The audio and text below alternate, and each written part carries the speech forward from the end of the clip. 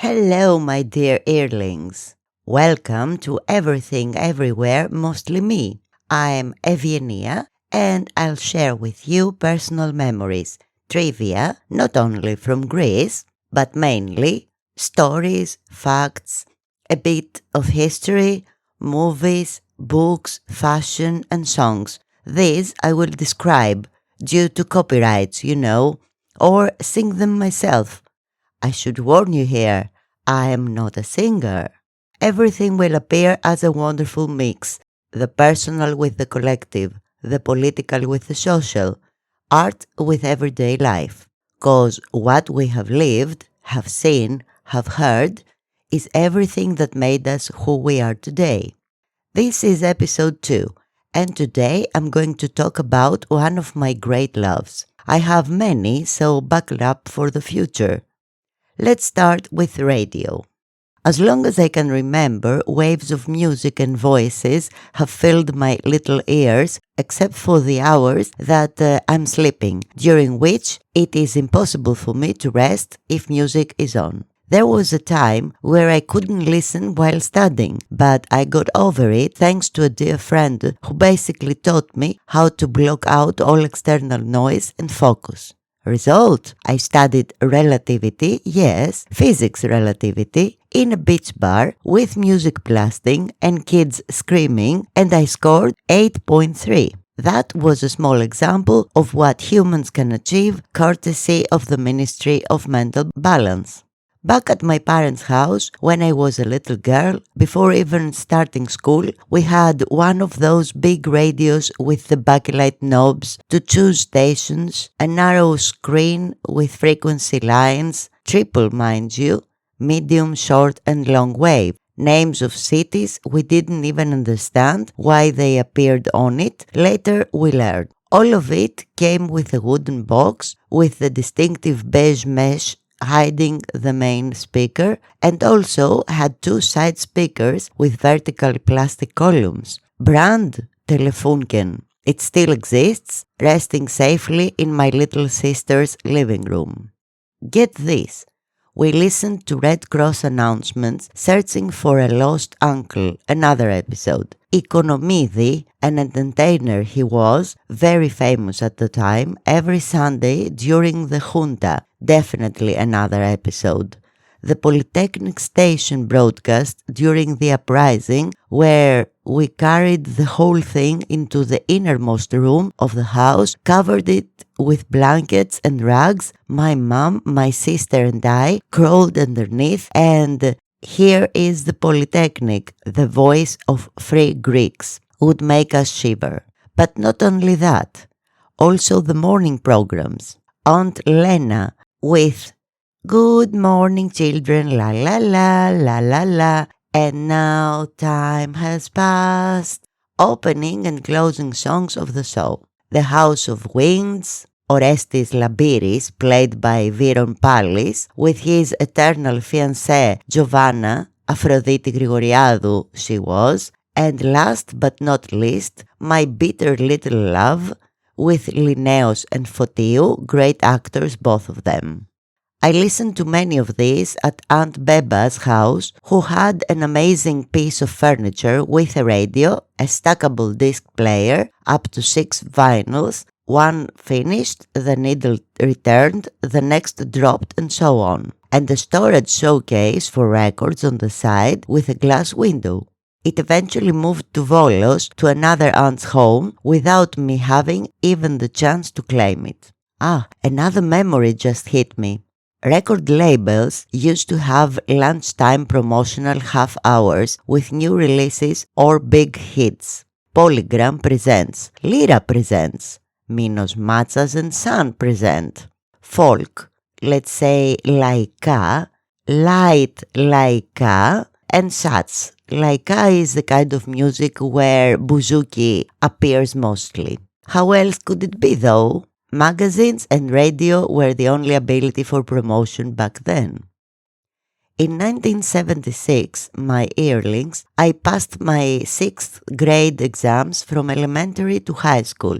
Bravo to me. Gift: a portable Sony radio cassette player, antenna and batteries included, barely used, stationed next to my bed. From then on, I never closed my eyes before midnight. As years passed, that became 2 a.m., listening to the second program back to back. Hello, Mr. Edison. Hello to you too. And let's go. Voices of producers etched deep in me. As if that late listening wasn't enough, supposedly I should be in bed sleeping, I have to tell you, cause of morning school, I skipped studying in the afternoon as well, because from 4 to 5, Yannis Petridis aired on the first program with his show that carried that very same title, From 4 to 5. If you wanted to stay up to date with foreign releases, there was no other way. UK and US top 10, pencil and paper, lists taken to the local record store to get, totally legally, recorded tapes. I still have a few, and yes, they still play.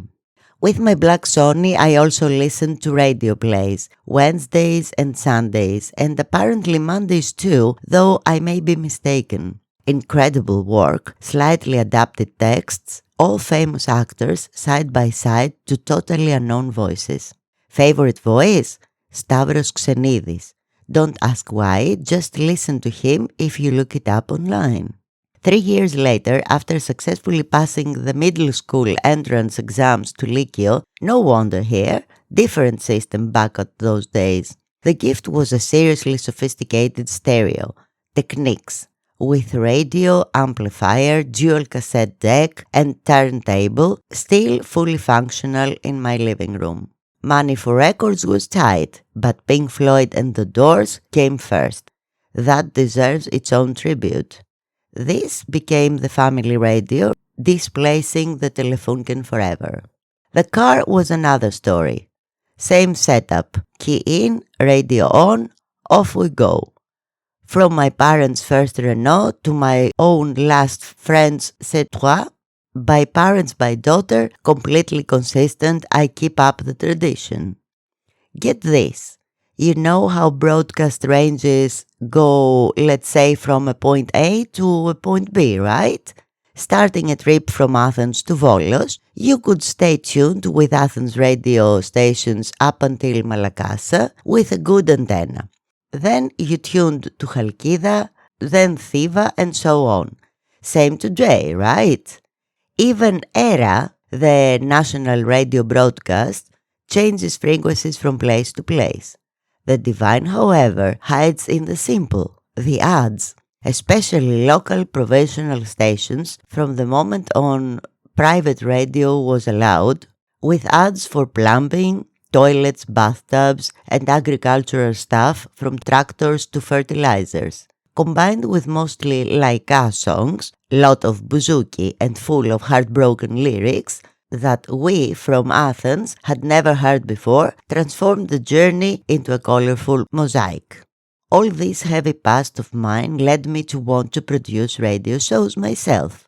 Back then, to become a producer, you had to own records, carry them to the station, and play your selections. I didn't have that, as I previously explained. No money, no honey. Then came technology, YouTube, MP3s, the internet. The economic crisis of 2010 gave me an amazing group of people running an online station, Radio Istophono. Here comes my first introduction as Eugenia, with a 2-hour weekly show for 5 consecutive years. Summer breaks only. The dream finally came true. Unlimited joy, a unique experience, themed shows. Fun fact, during all those 5 years, I remembered all song choices, and unless a serious thematic reason existed, I never repeated a song. What have you to say about this nerd? Between us, I always wanted to do radio. Microphones attract me. But except for the recent quarantines due to COVID-19, where our audience was exceptionally big, it is hard to get heard online. Plus, podcasts are popping up as the new trend. So I said, I'll do one too. And here I am. Don't forget, should you've enjoyed this episode, to hit the bells, follow, subscribe, do whatever you can, and share with other precious earlings. Spotify, Apple, and YouTube at your service. This is the totally independent podcast, Everything, Everywhere, Mostly Me. Until next week, kisses.